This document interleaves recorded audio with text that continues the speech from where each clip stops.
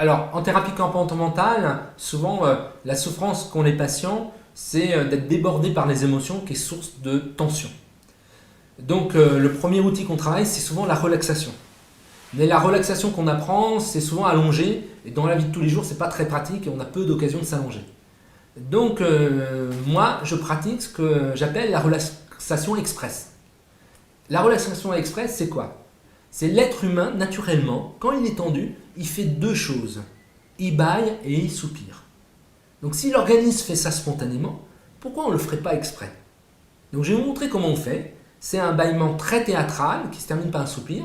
Et ensuite, je vais vous expliquer comment ça fonctionne.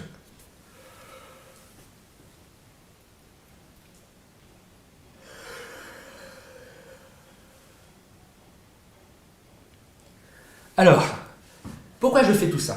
Parce que quand on est tendu, il y a une tension qui se met ici. Donc de bâiller, d'étirer, d'avoir l'impression que l'arrière-gorge va jusqu'au périnée, ben ça dénoue cette zone-là.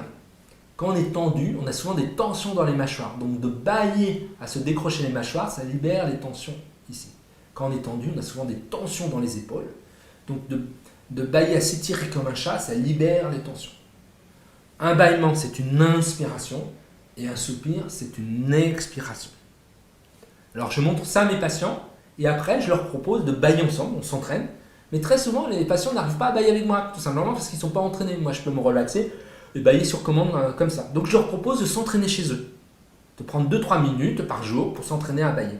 Et puis si vous regardez dans certaines situations, moi ici il y a le palais de justice qui n'est pas très loin, avant de rentrer en salle, on voit tous les avocats, ils s'étirent dans la salle des pas perdus. Donc c'est quelque chose qu'on peut faire partout en entreprise, c'est-à-dire au lieu d'aller dehors fumer une cigarette, on fait une pause bâillement. Avant d'aller en réunion, pause bâillement. Ou si on ne peut pas bâiller dans les zones publiques, on va aux toilettes, pause bâillement. Et finalement, je propose à mes patients d'avoir une sorte d'hygiène de relaxation au fur et à mesure de la journée, comme on a une hygiène bucco-dentaire.